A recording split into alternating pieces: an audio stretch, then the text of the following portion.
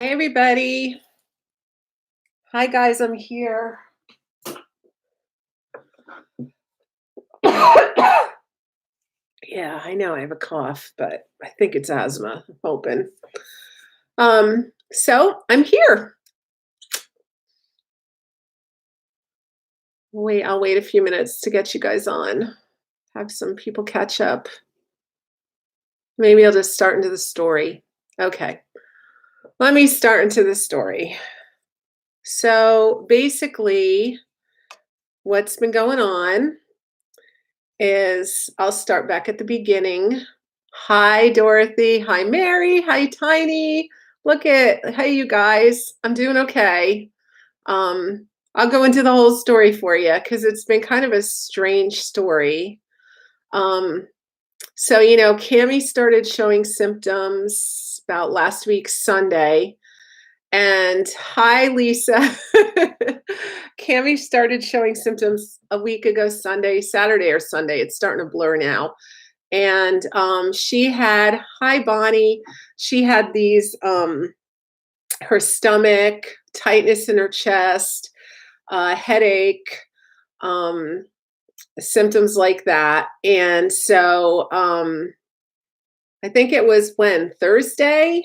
Was it Thursday or Friday? We ended up at the ER because she was experiencing shortness of breath. And that was really scary. And I want to tell you about that experience. Hi, Lori. Hi, Terry. So good to see everybody. Um, it was a really weird thing because I called the doctor's office first and said she's experiencing shortness of breath. And so they said, okay, get her to the hospital. And I said, I'm going to take her to the local one because it's shorter. And we get there, and you can see where the ER is. And there's a sign: if you're experiencing or have had contact with anyone with COVID, you need to call this phone number. And so you call a phone number and you get security. And then they tell a nurse, and the nurse comes out. She's in a mask. And Cami was in the car. I was standing out of the car because I didn't want to be in the car with Cami either. And I was like 20 feet that way. And I started walking toward the nurse. I was going to like cut it down to 10 feet so she could hear me. And she's like, stay back there. And she just like freaked out. And, I had no intention of going near her, but she thought I was going to come right up to her. And then she was talking about 20 feet away from my daughter. Cami had a mask on. I had a mask on. And, she's like, so what's going on? And so Cami tried to tell her through the mask, and she couldn't hear half the stuff she was saying. And then she said, well, let me call you on the phone. And Cami said, well, I don't have my phone. And she said, Mom, give her your phone. And I'm like, I'm not giving her my phone. I mean, mothering and love goes so far. I wasn't going to give her my phone. I've been trying all week to distance myself from her. And so when I got back in the car, I held the phone and she talked into it.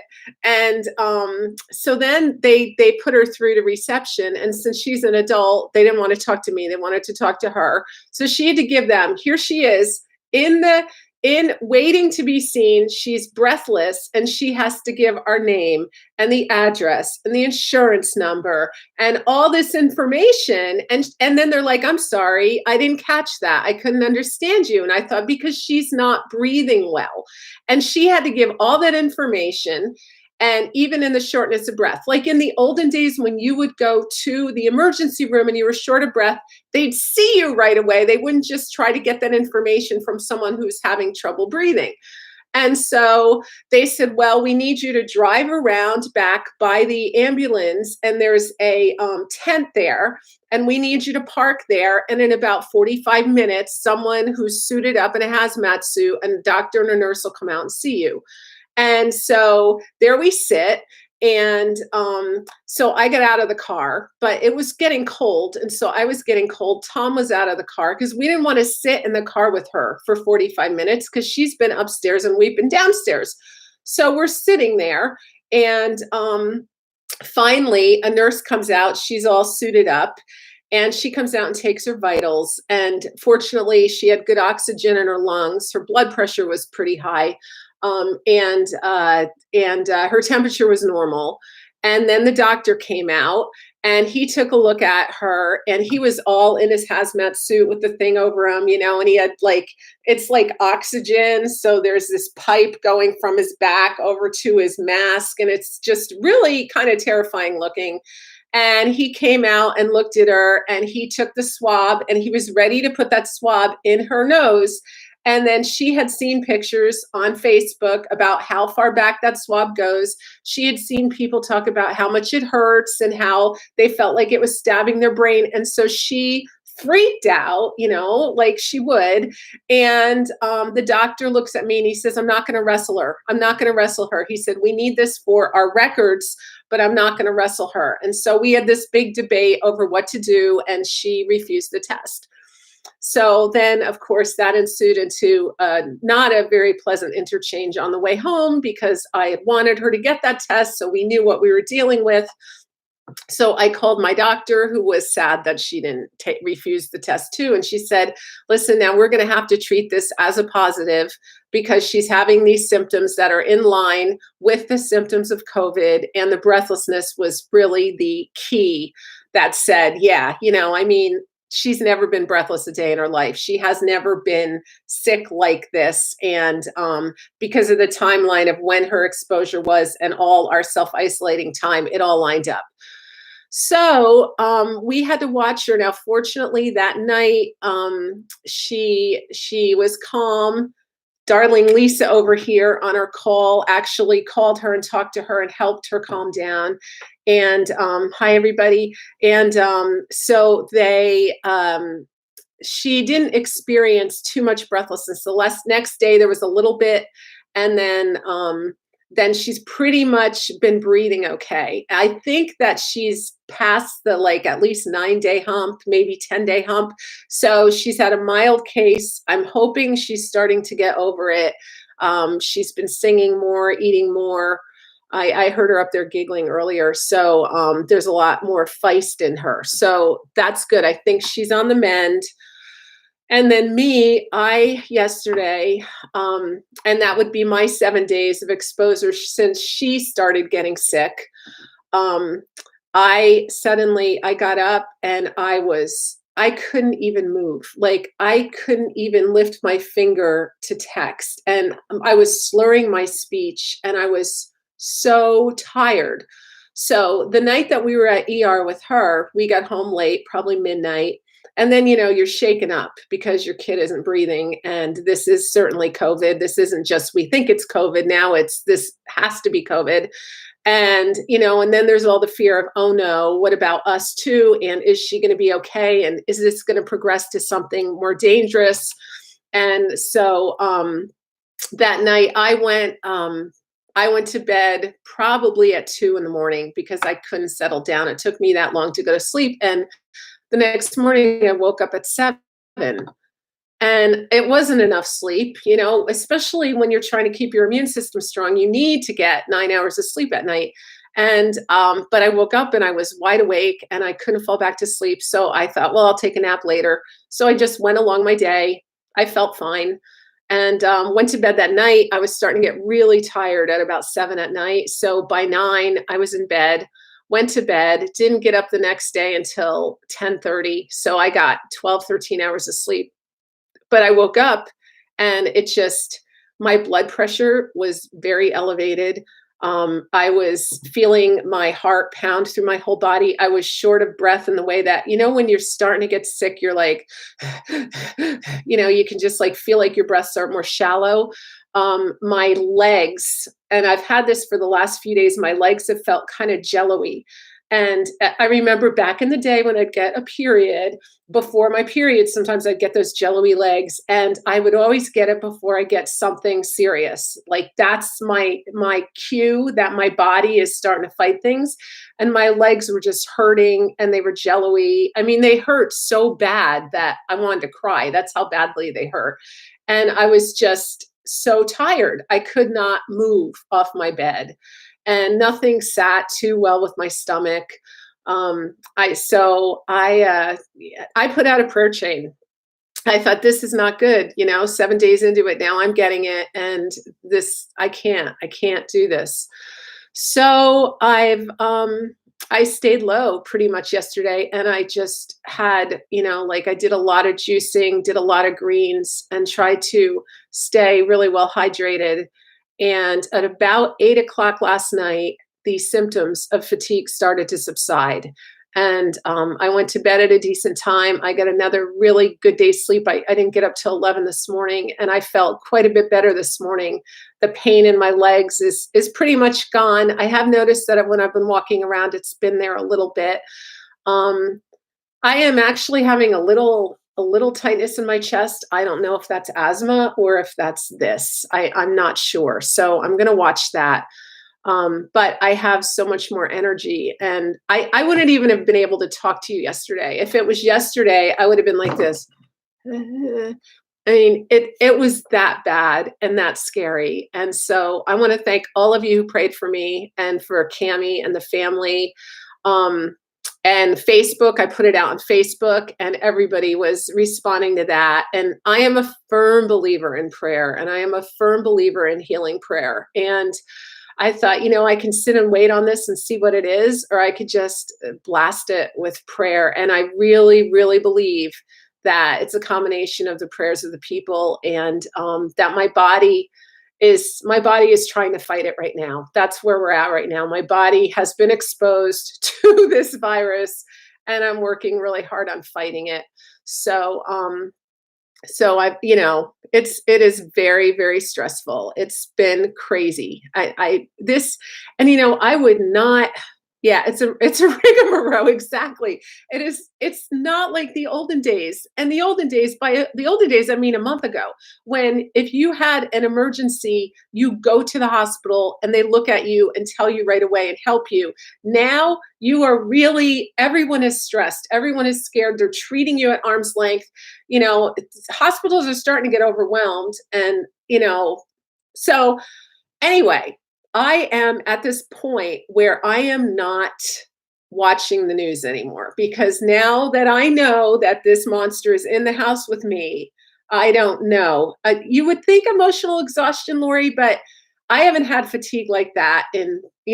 Like, I can tell when my body is fighting something, and that's what's been going on. And I do know I'm not myself. I'm much better today. I'm not quite myself, but yeah, a lot of anxiety. This is a stressful time, guys. I mean, it's one thing. Yes, thank you for praying, Dorothy. It's one thing to and juicing. Yes, hi, Catherine. Um, Prayer does work. And back in the day when Tom was a pastor, I was the prayer warrior leader, and we had a prayer group, and we prayed and prayed, and we saw a lot of really cool miracles. And so I am a firm believer in prayer, and I felt like it was this combination of doing everything I can to stay strong and keep my immune system strong, and then the prayers of the people going up. Because this was scary. This was just really scary. Yeah, yeah. And Bonnie, yes, the news seeps into your brain. And I actually posted on my timeline today on YouTube that John, oh guy, can't remember his last name now, Karinsky or something like that. The actor from The Office. He's so cute. Kaczynski. He's been doing this good news kind of thing. And at first, I was watching a lot of the news because I wanted to see what was going on and where it was going on and how it was spreading. But now that it's here in full force, I'm not watching it. I can't watch it. It's here in my house. I don't need to know the bad reports. I just need to monitor my daughter, me, my husband. Tom's showing no signs of anything right now, so that's good. But I have to keep my mind on really good, strong things. So something that really helped me yesterday was one of my professors from grad school. He wrote and he said, "You are really strong. No matter which way this goes, you are a strong person, and you need to hold on to that." And that meant a lot coming from him. And I thought, okay, I've got to go with this. I've got to go now into the strength. I've got the source of my strength is God. I spent a lot of my day meditating yesterday, And I was praying. And then when I found myself getting into total fear and panic, because I did, I mean, this is scary. I did. I thought, oh no, when I called my mother, I thought, I, she just lost a daughter a year ago. We can't go through this in our family anymore. We're still grieving, And I thought, I've just got to say, I am healed. I am healed. I am healthy. I am strong. And I just repeated that all afternoon, just went to look at the positive, went to look at the good things, worked on my gratitude, all the good things, said, listen, I have done everything I can to try to keep my immune system strong. I have been doing all the vitamins, all the juicing, all the things that you need to do to stay strong. And there's a point that you can't control it. And I thought, I'm going to let the prayers of the people take over. So that is my tale. So yeah, I'm a little, I don't know. I mean, and I know I'm probably just on day 2, or, unless I had a few days without symptoms. So, I got to keep doing the right thing. I appreciate your prayers, and I'm hoping, I'm believing that I'm going to beat this, and I'm going to walk through this with very few symptoms, and that Cammie's going to come out the other end too. So, yeah, let's see what you guys are all saying. Now I'm all curious because I love to see what you guys are saying. Thanks, Lisa. I'm glad I'm feeling better. Yeah, thanks, Dorothy. We have to keep praying. Prayer does change things, Terry. Absolutely. It does work. And God does hear our prayers, and it is scary. Yeah, it's really scary, Tiny. It really is. Thank you. I know you can't hug me, Lisa. Hi, historical buff. How are you? Welcome. Um, yeah, I mean, I think we're at the point where we just really have to limit the PTSD, Mary. And actually, oh, you gotta go. Okay, Lori, thank you. Take care. Um, we do have PTSD. And I was listening to someone today that was saying we are all in a place of grief. I mean, people are grieving either the loss of their health, the loss of loved ones that meant everything to them, the loss of things like gathering together in community, gathering together for church, gathering together with your family for dinner, hugs. I mean, graduations, jobs, the loss, quote, in worldly, is so huge.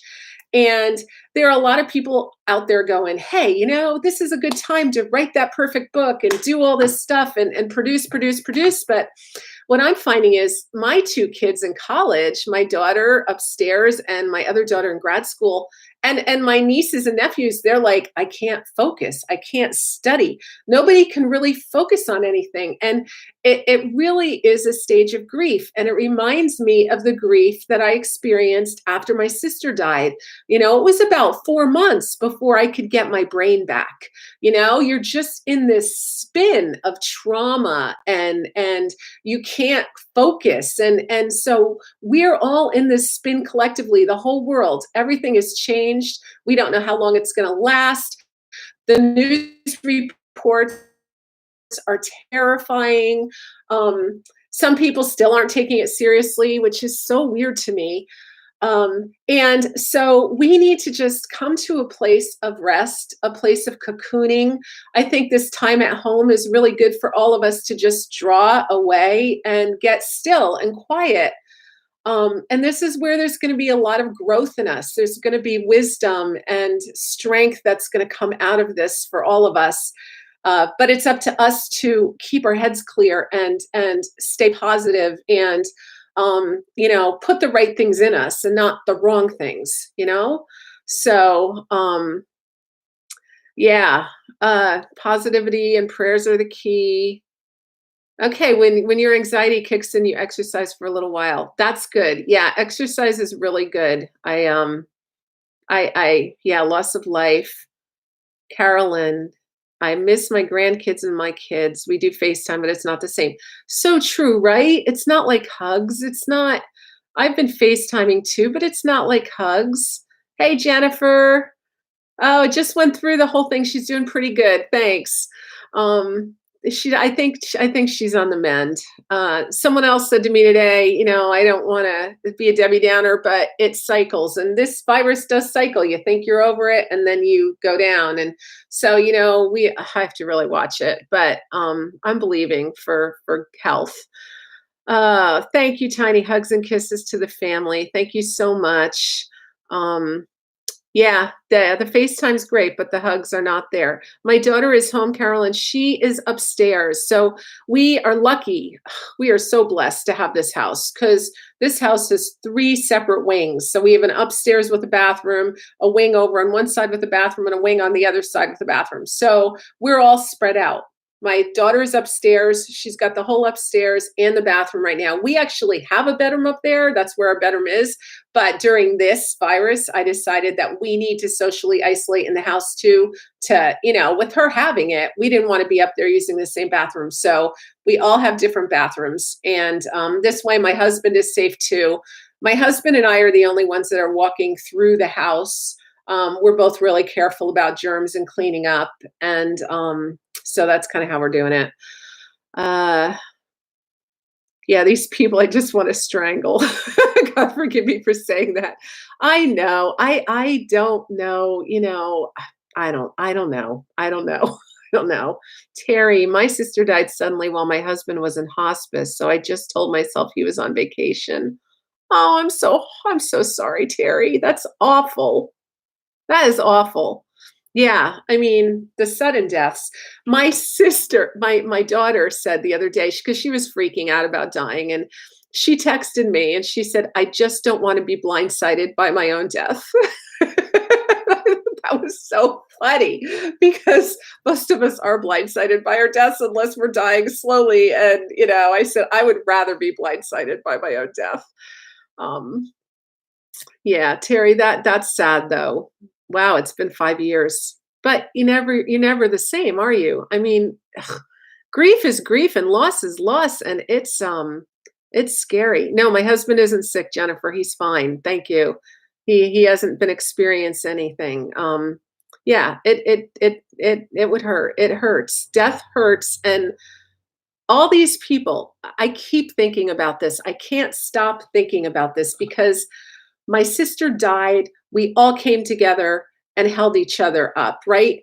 Now, when people die, where are they going to? An ice skating rink? I mean, it's there's no coming together of people, and so the mourning process and the grief process is taking on a whole new angle, and the sheer number of people dying is so awful. No, my husband is not wearing his shoes in the house. Thank you, Jennifer. No, he's not. Um, it's going to be okay for all of us. I mean, I think that for all of us who are in the house and don't have the virus in the house, thank God. Like if you guys are free of the virus and you're able to not have anyone coming in and going out and you can all stay safe, that is a place of security. And your homes, I've seen so many videos of people playing games and having a good time with their family, and they're in a space of security. And I think that's so good. We haven't had that because we've had the illness in the house, and we've had it here for 2 weeks now, and this is going to go on for like a month and a half. We're going to be dealing with this illness in the house because it takes that long for it to run its course. And like I pick it up after Cami, so then if Tom please Tom stay safe. At one point in about 3 weeks, we should at least be cleared to go to the supermarket. But if you're in a house and there's nobody there, that is so wonderful. My mother is living in her castle happy as a clam because she knows nobody is coming in to infect her. So I'm glad no virus. Yeah.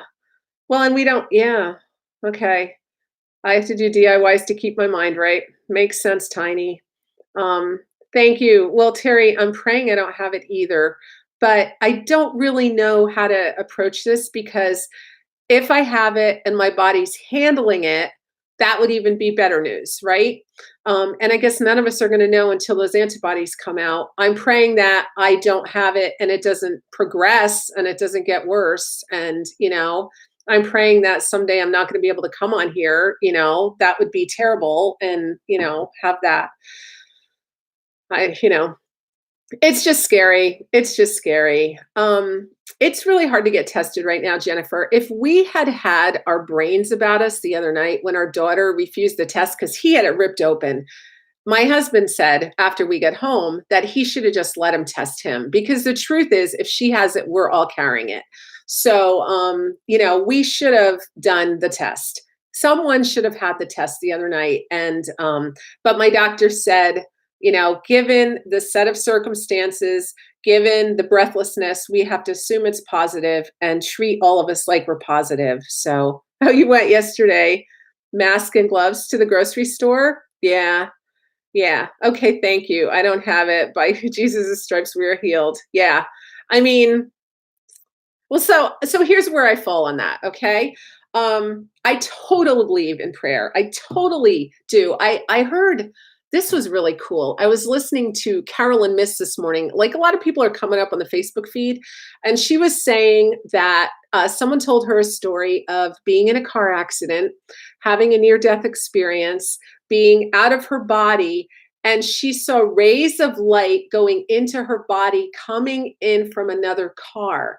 And it turned out that the woman in the other car was praying for her. And she actually saw that prayer coming into her.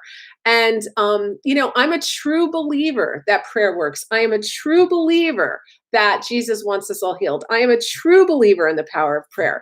And at the same time, I also have an understanding that, there is a higher authority of our lives and how our lives are going to go, and that we aren't always healed. Some people, no matter how much you pray, do die. My sister died, and it was a terrible, horrible death of someone who was so valued and so wonderful and so needed.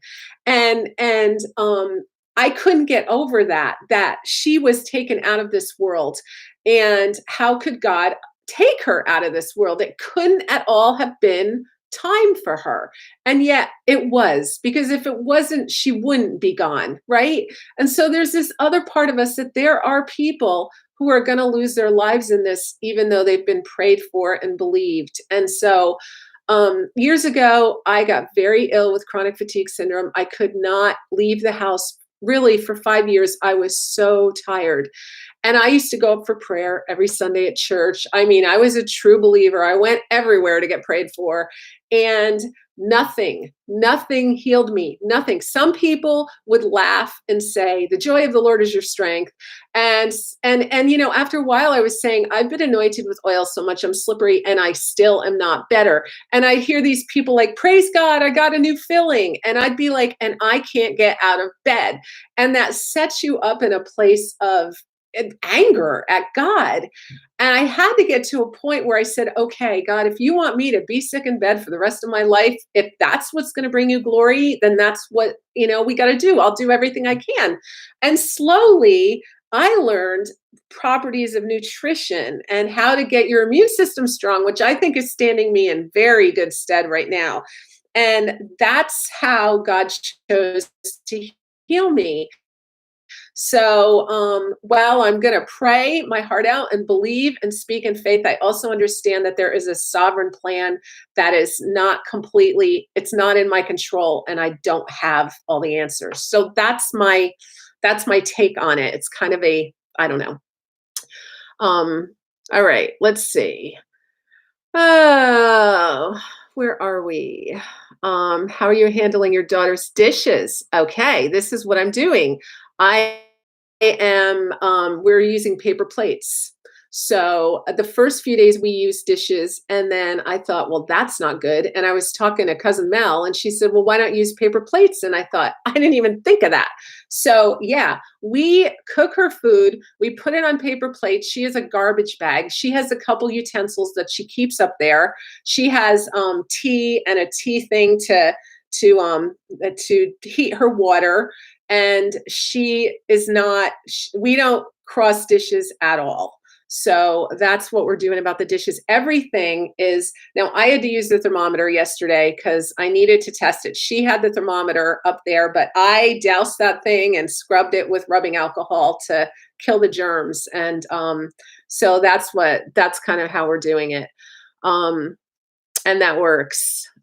Patients get better when they know they're being prayed for. That is true. Those studies are true, Jennifer, and I believe that. And knowing that all these people were praying for me actually took so much pressure off of me yesterday when I was so sick because I felt so sick that I thought I can't even pray for myself hardly, you know? So it really helps to have other people praying for you.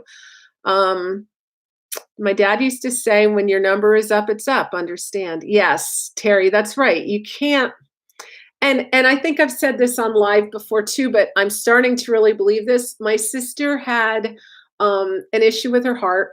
It didn't seem that serious, but she had very bad asthma. What would have happened now if she hadn't died a year ago and then this virus came through?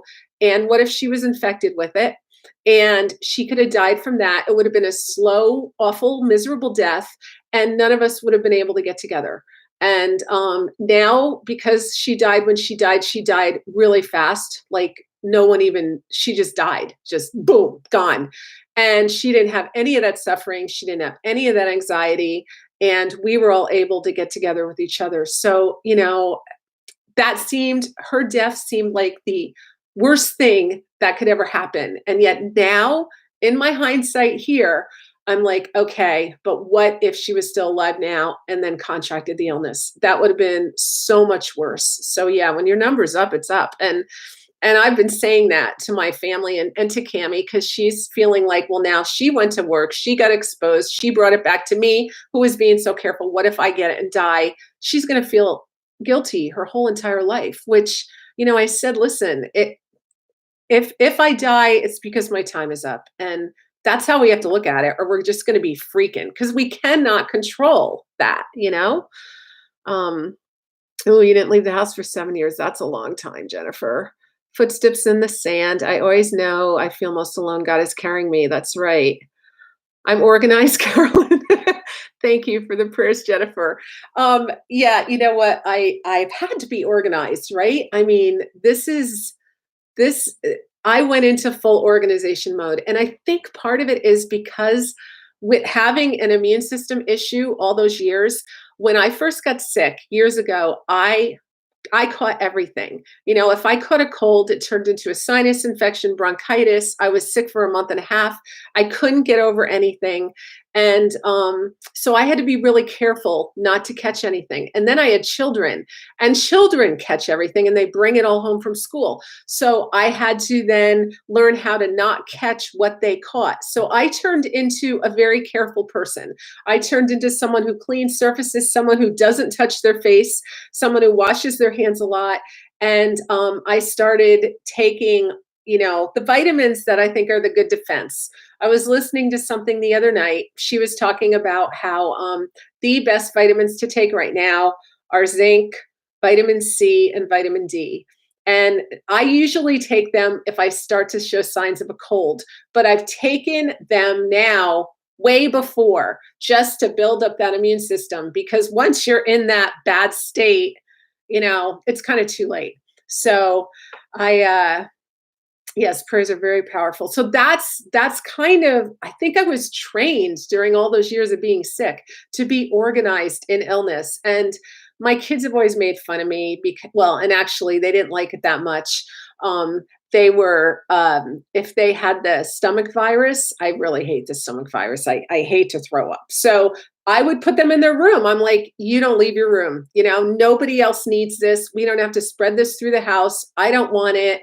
You don't feel well. You use the room. You go, to the bathroom. I will call through your door and see how you are all the time. And when you start to eat, I'll leave something at your door and you can eat it. And, we'll set a TV up in your room. You watch movies or whatever. And that's kind of what I did. So, how is Mel coping? Yeah. Mel. Well, okay. So Mel is coping just fine. She's very strong. She is doing a lot of walking. She lives by trails, and so she's getting a lot of walking done. She's not working at all because she doesn't want to go into people's homes. She feels like it could be dangerous for them. What if she's carrying it? But Mel has a huge family, and what they've been doing is getting takeout and sitting outside in the garage and keeping social distancing from the family and all eating together. And that's really helped her. I talk to her, probably every other day. And she's also able to shop because she cleans Primitive Goods. And Primitive Goods is doing this, and a lot of people are doing this now, where you can see a picture on Facebook and they'll give you the price and you can order it. Well, she can go in and pick out items and, leave the bill there for her and make purchases. So I think that's kind of helping her a little bit. But yeah, it's totally, it's all so different. Thank you, Carolyn. Yeah, I'm trying to do everything right. I mean, it is really important to limit exposure to people who are sick. And yesterday when I got sick, I stayed in my room and Tom said, we've already been exposed. You might as well come out. And I did come out later that night when I started to feel a little better, but we're really keeping our distance from each other. There is no contact going on in this house, and we've got to keep it that way. We've got to all get healthy. So, yeah, it is nice for Mel. It's nice because she's like, look at my cute little bunny and my little birdhouse that I got today. And yeah, and I did that too. I'm actually working on a video right now. It'll be up later today. Today, I'm just going to put up my house because I did go shopping. As some of you have probably seen, I didn't leave the house. I called Kathy on the phone and she FaceTimed and I said, show me this, show me that, show me all your bunnies. I said, I need some yellow flowers. I'm feeling like I need yellow and I need bunnies in my living room really, really bad. So she started showing me around the yellow and the bunnies and she showed me everything. And then I said, okay, I want this, this, and this. And then when she was ringing me up, I saw Jack, who is now Henry, my big bunny over there. And since the day she got him, like when she brought him home, I was the first one to go see him in the back room. And I always hug him when I come into the store. And it's a special bunny to her. And it's a special bunny to me. And she said, I'll give you a deal on Jack. And so I bought Jack. Jack is now living in my house and he's so cute. And he's just, it's perked me up. So that's been really nice. Thank you, Jennifer. I love my buddy too. It does help. And this is the thing. We don't know how long this is going to last. So these people who have these stores and these businesses they're not getting income in and they still have overhead. They still have to pay the rent. They still have to pay the utilities. And they've bought all that stuff that's now not even able to be moved out of the store. So I think it's really important if we can, it depends on our own financial situation, if we can support them. So this was probably the most guilt-free shopping spree I've ever had. And, frankly, I probably shouldn't have been shopping spreed, but I felt better because I was helping someone else. And it just perked up my spirits. This has been a long month. I've pretty much been in the house all month and I've been dealing with this COVID dumb thing for the last, 2 weeks. And now I'll be dealing with it more. So, that's what I did. That's what I did to feel better. And I get a lot of joy at looking at the bunny. So Jack will help me smile. Yes, it's so true. He does. I love him. And, Forever Ann is a good name for a shop. That's funny. I think it's oh, that's nice, Mary. Your prayers are with everyone and good thoughts. That's really nice. Yeah. Um, Thanks, Carolyn. We love showing our home. So yeah, I'm gonna do a little tour of my home today. I just went through it and kind of showed what's going on in three of the main rooms. And so that's, I love that you guys are all making friends on this. This is so much fun. My brother is a YouTuber and he's never done a live. And I said, you should be doing lives right now. This is such a great way for everyone to connect and perk each other up. So he's thinking he might do lives too. I'm really glad we're doing this. This is really fun.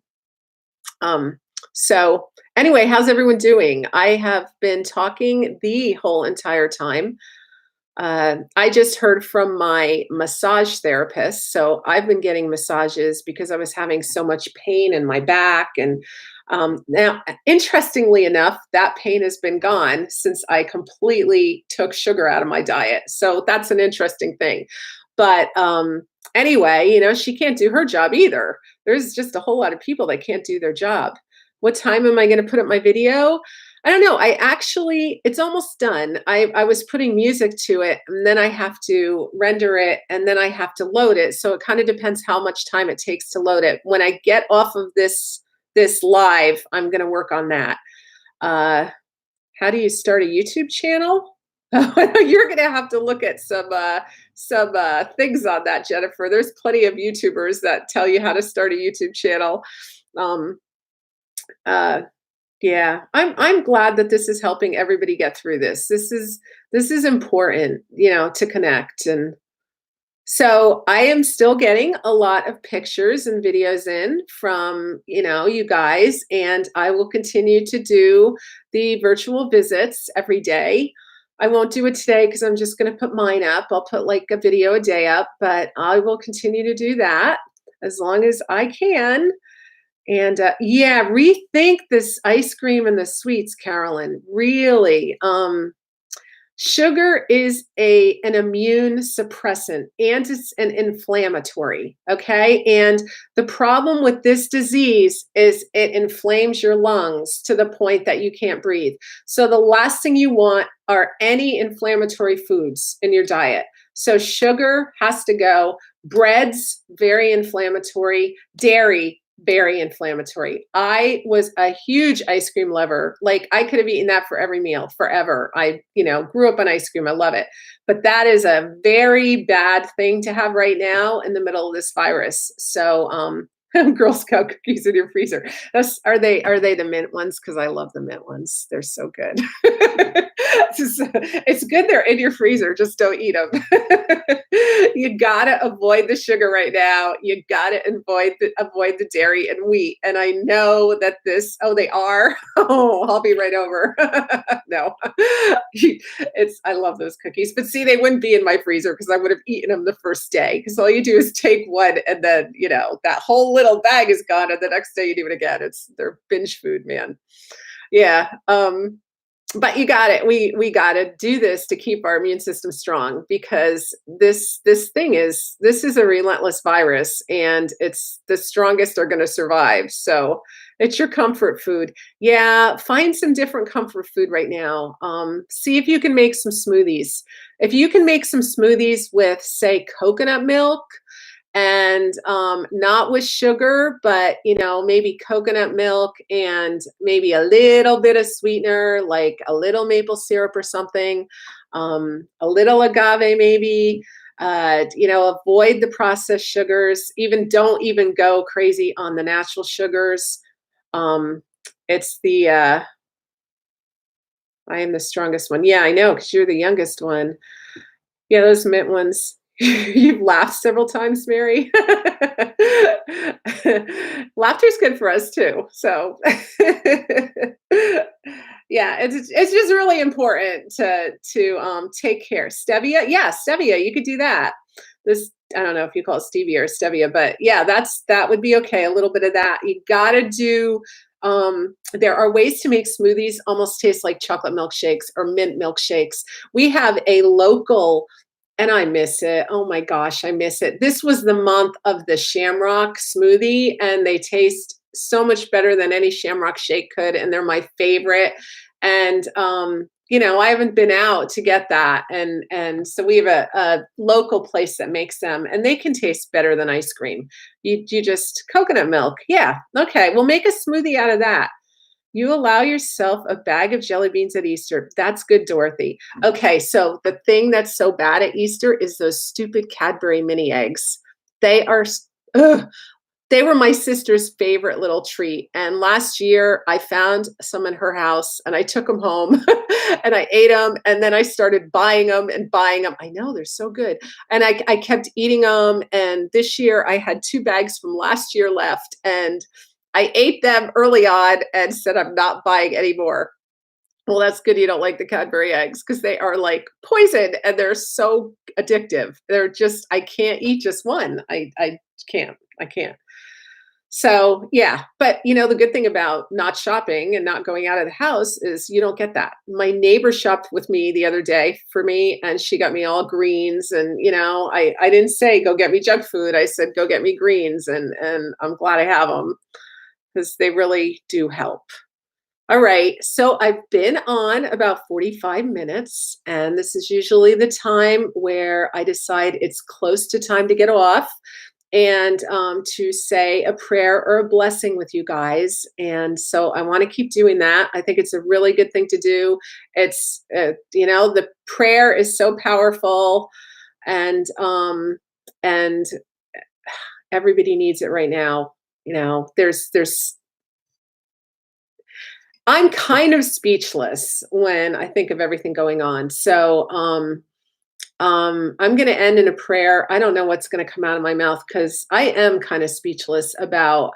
I'm not. I'm trying not to clue into the pain in the world right now because it's scaring me, and yet I want to lift these people up and all of you and everybody around. So, I guess collectively, I'd just like to end with a blessing and a prayer. Uh, it's so nice to see everybody. And yeah, I thank you for the prayers and I pray for all of you that you will stay healthy and well and at peace and strong and that your immune system will be strong. And I will put another video up later and come back tomorrow for another round of this because this is really fun. I love it. I love it. So, okay. If you guys want to put your hands on your hearts, take a deep breath in and a deep breath out. And again, I pray wherever you're coming from in your spiritual background, we all have this in common that we are powerless over what's going on right now. We're powerless against this virus. And we're all praying to our higher power, whoever your higher power is. And we just ask right now, we ask for relief. We ask for a cure for this virus. We ask that even as they're trying this hydrochloroquine and Z-Pak in New York City, that it will work and it will be able to restore people to their health. We ask that you will be there with all of the scientists, all of the grad students, everybody who is working round the clock around the world to find a treatment and a cure and a vaccination for this. We just pray right now that you would grant wisdom and that answer would come soon. We pray for relief of this virus. We pray that you will be with all of the people, the doctors and the nurses and all the healthcare workers who are working round the clock. We pray that you will give them peace. We pray that you will protect their families. We pray that you will protect their health. And we pray that you will protect their sanity during this stressful time. I pray for all the people in this world who are stressed and who are grieving and who are experiencing this in so many different ways of trauma. I pray that you would send peace on everybody, that this peace would come on everybody. I pray for wisdom for the people that are running around thinking that nothing is going on. I pray that they would stay home. I pray for wisdom for them. That I pray for the rulers that they would make people stay home and put more sanctions in place.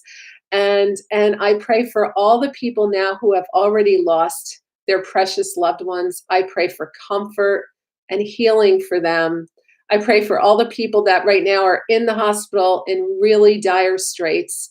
And I pray that you would draw near to them. I pray that you would release their suffering, that suffering would not be such, that they wouldn't suffer too much. And I pray that you would be with all their family members who are sitting home just wondering and worrying and praying. And I just pray that you will magnify all these prayers, that all the people that are now on their knees praying to you, that you would hear our prayers and restore our land. And I pray for good things to come out of this in all of us, even as we're sitting here in a cocooning state, that we would grow stronger and have more wisdom, and that you would show us ways that we can reach out to other people and help them during this time. And I pray all this. I pray for your blessings on us, and I thank you for this time together. Namaste. Amen. Okay. Yes. Yes. And all of you, I mean, end it however you need to end it. And I want to be inclusive here. I do not want to be, exclusive at all. We're all in this together, the whole world. We all have different faith lives, and we all have a different understanding of things, and we're all united in the same time. So, um, you guys, thank you for being here. Hi, Malvia. Good to see you. We were just ending out here. Um, it is so good to see you all. It's so much fun. I love you guys. You are fantastic. My world is a better place because you are here. And it actually is giving me meaning. It is giving my life meaning to be able to walk over in here and sit here and connect with you guys every day. It's just, I can't even tell you how thankful I am for that. And so I'll keep putting out those videos to try to give us something a little bit distracting. Keep your mind on good things. Keep your stress level down. That's so important for our health too. So, turn off that news. Don't feed on it. It's too much. It's too much for all of us. And don't feed on the Cadbury eggs and the jelly beans and the ice cream. And everybody take care of yourselves. Okay. We'll talk to you again tomorrow. Bye.